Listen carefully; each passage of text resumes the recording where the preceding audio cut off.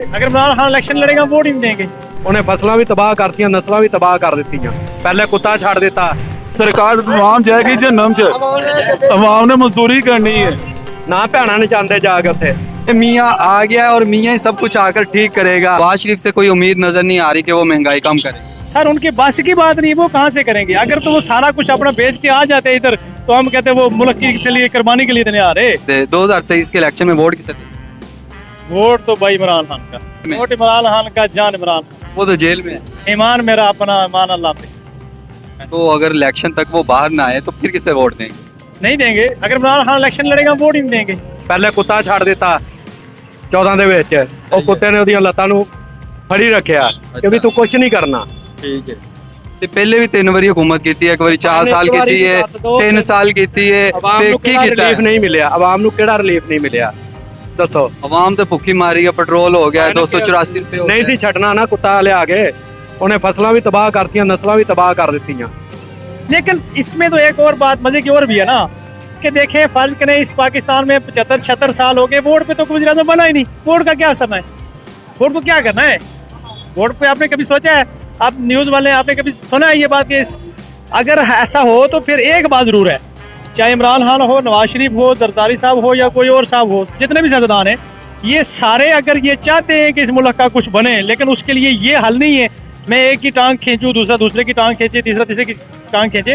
इन सब को टेबल पे बैठना चाहिए और ये तय करना चाहिए कि हमने अपना अपना मंशूर लेके अवाम के पास जाना है और उस मंशूर के मुताबिक अवाम जिसको डिक्लेयर करे वो आए। और फिर हमने जब एक वोट के हिसाब से जो डिक्लेयर होगा वो अगर आके इलेक्शन में बैठेगा या हुकूमत करेगा, दूसरा जो पार्टी होगी वो उसकी टांग नहीं खींचेगी, वो पूरे 5 साल निकालेगा।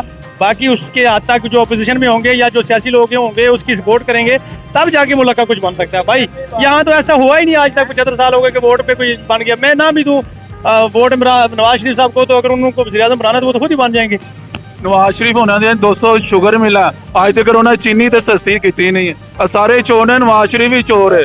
की समझे हो? ਤੇ ਸਹੀ ਕੌਣ ਹੈ? सही कोई भी नहीं है। मेरे ਵੱਲੋਂ ਸਾਰਿਆਂ ਨੂੰ फांसी देनी चाहिए।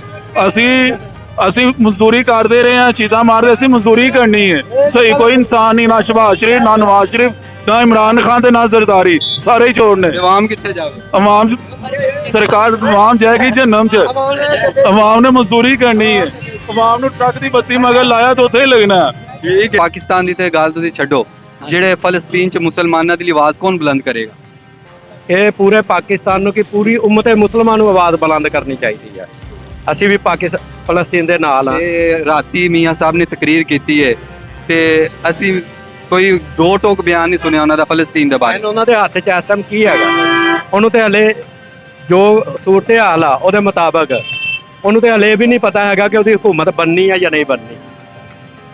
ਦੋ ਟੋਕ ਤੇ ਉਹ ਕਹਿ ਨਹੀਂ ਸਕਦਾ।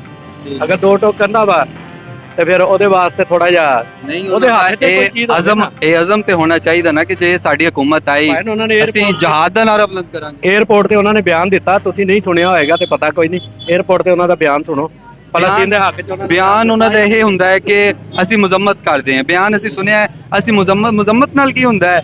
ਅੱਗੇ 70 ਸਾਲ ਕਸ਼ਮੀਰ 'ਚ ਜ਼ੁਲਮ ਹੋ ਰਿਹਾ ਹੈ, ਫਲਸਤੀਨ 'ਚ ਹੋ ਰਿਹਾ ਹੈ, ਇਰਾਕ 'ਚ ਹੋ ਰਿਹਾ ਹੈ। ਮੁਜ਼ੰਮਤ ਨਾਲ ਕੀ ਹੁੰਦਾ ਹੈ? ਕਸ਼ਮੀਰ ਕੋਈ ਸ਼ੌਰ ਆਵਾਮ 'ਚ ਹੋਣਾ ਚਾਹੀਦਾ ਕਿ ਯਾਰ ਕਿਹੜਾ ਬੰਦਾ ਮੁਲਕ ਵਾਸਤੇ ਠੀਕ ਆ। ਅਸੀਂ ਕੋਈ ਨਵਾਜ਼ ਸ਼ਰੀਫ ਨੇ ਸਾਨੂੰ ਰੋਟੀਆਂ ਨਹੀਂ ਦਿੰਦਾ, ਲੇਕਿਨ ਇਹ ਹੈ ਕਿ ਨਵਾਜ਼ ਸ਼ਰੀਫ ਨੇ ਕੰਮ ਕੀਤੇ ਨਜ਼ਰ ਆਉਂਦੇ। ਪਿਛਲੇ 4 ਸਾਲਾਂ 'ਚ ਕਿਹੜਾ ਕੰਮ ਐਸਾ ਵਾ ਜੋ ਕੋਈ ਦੱਸ ਦਿਓ ਕਿ ਇਹ ਕੰਮ ਹੋਇਆ? ਮਹਿੰਗਾਈ ਇੰਨੀ ਜ਼ਿਆਦਾ ਉੱਤੇ ਗਈ ਹੈ ਮਾਸ਼ਾਅੱਲਾ। ਭਾਈ ਨੇ ਇਹੀ ਹੋਇਆ ਨਾ, ਕੰਜਰਖਾਨਾ ਹੀ ਹੋਇਆ। ਕੰਜਰਖਾਨੇ ਤੋਂ ਇਲਾਵਾ ਕੀ ਕੰਮ ਹੋਇਆ? ਕੁੜੀਆਂ ਨਚਾ ਲਈਆਂ, ਇਸਲਾਮੀ ਮੁਲਕ ਬਣ ਗਿਆ ਕੁੜੀਆਂ ਨਚਾਉਣ ਦੇ ਨਾਲ। ਮਦੀਨਾ ਦੀ ਰਿਆਸਤ ਬਣ ਗਈ। ਉਹ ਭਾਈ ਨੇ ਮਦੀਨੇ ਦੀ ਰਿਆਸਤ ਉਹੀ ਨਾ ਉਹਨਾਂ ਦਾ ਅਸੀਂ ਉਹਨਾਂ ਦੇ ਕਦਮਾਂ ਦੀ ਖਾਕ ਵੀ ਨਹੀਂ ਹੈਗੇ। ਜਿਹਨਾਂ ਦਾ ਨਾਂ ਲਿਆ ਜਾਂਦਾ ਇਸ ਕੁੱਤੇ ਨੂੰ। ਇਹ ਕੁੱਤਾ ਮਸਜਿਦ ਦੇ ਬਾਹਰ ਬਿਠਾਉਣ ਵਾਲਾ, ਇਹਨੂੰ ਮਸਜਿਦ 'ਚ ਨਹੀਂ ਬਿਠਾਉਣਾ ਚਾਹੀਦਾ। ਅਗਰ ਇਹ ਇੰਨਾ ਸਹੀ ਹੁੰਦਾ ਨਾ ਮੁਲਕ ਵਾਸਤੇ ਤੇ ਬਾਜਵਾ ਇਸ ਬਗੈਰਤ ਨੂੰ ਲੱਤਾਂ ਨਾ ਖਿੱਚਦਾ ਇਹਦੀਆਂ। ਹਾਂਜੀ, ਉਹਨੇ ਇਹ ਗੱਲ ਕਹੀ ਕਿ ਜਾਂ ਮੁਲਕ ਬਚਾ ਲਓ ਜਾਂ ਇਹਦੀ ਹਕੂਮਤ ਬਚਾ ਲਓ। ਹੁਣ ਤੇ ਉਹ ਜੇਲ੍ਹ ਹੁਣ ਤੇ ਉਹ ਜੇਲ੍ਹ ਦੇ ਵਿੱਚ ਹੁਣ ਉਹਦੇ ਪਿੱਛੇ ਹੋ ਗਿਆ ਕਿ ਨਹੀਂ? ਮੁਲਕ ਚਮਨ ਹੋਇਆ ਕਿ ਨਹੀਂ? ਥੋੜਾ ਬਹੁਤਾ ਮਹਿੰਗਾਈ ਵੱਧ ਗਈ, ਪੈਟਰੋਲ, ਗਰੀਬ ਆਵਾਮ ਮਰ ਰਹੀ ਹੈ। ਉਹ ਆਸਤਾ ਆਸਤਾ ਹੀ ਠੀਕ ਹੋਣਾ, ਯਕਦਮ ਕੋਈ ਵੀ ਕੰਮ ਨਹੀਂ। 70 ਸਾਲਾਂ 'ਚ ਆਸਤਾ ਆਸਤਾ ਐਸਾ ਹੀ ਨਹੀਂ ਹੋਇਆ।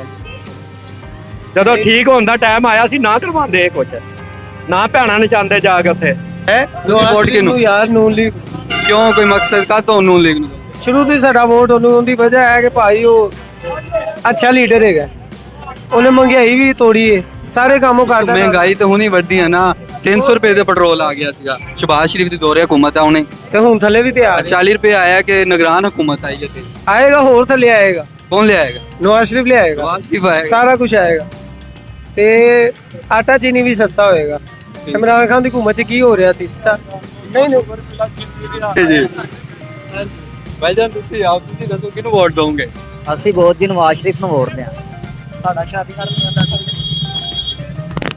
ਨਵਾਜ਼ ਸ਼ਰੀਫ ਦੇਣ ਦਾ ਮਕਸਦ ਕੀ ਹੈ ਨਵਾਜ਼ ਸ਼ਰੀਫ ਕੀ ਕਰੇਗਾ ਭਾਈ ਉਹਨੇ ਆ ਕੇ ਬਹੁਤ ਮਸਲੇ ਹੱਲ ਕੀਤੇ ਕੀ ਕੀਤਾ ਮਸਲੇ ਹੱਲ ਆਏ ਸੀ ਕਿ ਆਮ ਗਰੀਬ ਲੋਕ ਖਾ ਪੀ ਕੇ ਸੋ ਜਾਂਦੇ ਸੀ ਅੱਛਾ ਇਹਦੇ ਦੌਰ ਤੇਲ ਹੀ ਬਹੁਤ ਮਹਿੰਗਾ ਭੈਣ ਚੋ ਕੋਈ ਕੰਮ ਦਾ ਇਹਦੇ ਦੌਰ 'ਚ ਇਮਰਾਨ ਖਾਨ ਦੇ। ਇਮਰਾਨ ਖਾਨ ਦੀ ਤੇ ਹੈ ਹੀ ਨਹੀਂ ਹਕੂਮਤ ਪੀਡੀਐਮ ਦੀ ਸੀਗੀ 324 ਰੁਪਏ ਪੈਟਰੋਲ ਹੋ ਗਿਆ ਸੀ ਭਾਈ ਉਹ ਕਰਕੇ ਹੀ ਇਧਰੋਂ ਗਿਆ ਨਾ ਉਹ ਨਹੀਂ ਕਰਕੇ ਗਿਆ ਸ਼ਬਾਜ਼ ਸ਼ਰੀਫ ਕਰਕੇ ਗਿਆ ਸੀਗਾ ਚਲੋ ਸ਼ਬਾਜ਼ ਸ਼ਰੀਫ ਕਰਕੇ ਗਿਆ ਤੇ ਉਹ ਹਿਸਾਬ ਨਾਲ 40 ਰੁਪਏ ਸਸਤਾ ਵੀ ਤੇ ਹੋ ਗਿਆ ਨਾ ਹੁਣ ਤੇ ਨਿਗਰਾਨ ਹਕੂਮਤ ਆਈ ਉਹਨੇ 40 ਰੁਪਏ ਸਸਤਾ ਕੀਤਾ ਹੈ ਤੇ ਨਵਾਜ਼ ਸ਼ਰੀਫ ਦੀ ਸ਼ਾਇਦ ਖੁਸ਼ੀ ਚ ਕੀਤਾ ਹੈ ਕਿ ਉਹਦਾ ਇਸਤਕਬਾਲ ਲਈ ਤੁਸੀਂ ਜਾਓਗੇ ਗਏ ਸੀਗੇ ਗੱਲ ਇਸਤਕਬਾਲ ਹਾਂਜੀ ਗਿਆ ਸੀ ਕਿਉਂ ਨਹੀਂ ਸੀ ਗਿਆ ਤੇ ਕੀ ਲੀਡਰ ਤੁਹਾਡੇ ਨੇ ਤੁਹਾਨੂੰ ਦੱਸਿਆ ਲੀਡਰ ਨੇ ਸਹੀ ਗੱਲਾਂ ਕੀਤੀਆਂ ਨੇ ਆਵਾਮ ਨੇ ਸੁਣੀਆਂ ਨੇ ਜੋ ਨੇ ਦੱਸਿਆ ਸੱਚ ਸੀ ਉਂਝ ਇਹ ਬਿੱਲ ਹੁੰਦੇ ਹੁੰਦੇ ਕੀ ਆ ਰਿਹਾ ਤੇ ਹੁਣ ਬਿੱਲ ਕੀ ਆ तो जी नाज़रीन आपने अवाम का पॉइंट ऑफ व्यू कलेक्ट किया मियाँ आ गया और मियाँ ही सब कुछ आकर ठीक करेगा और पाकिस्तान का वाहिद हल मियाँ नवाज शरीफ है और बाकी हुक्मरानों ने पाकिस्तान को लूटा है इसी के साथ अपने मेज़बान अब्दुल्ला जट को दीजिए इजाज़त अल्लाह हाफिज़।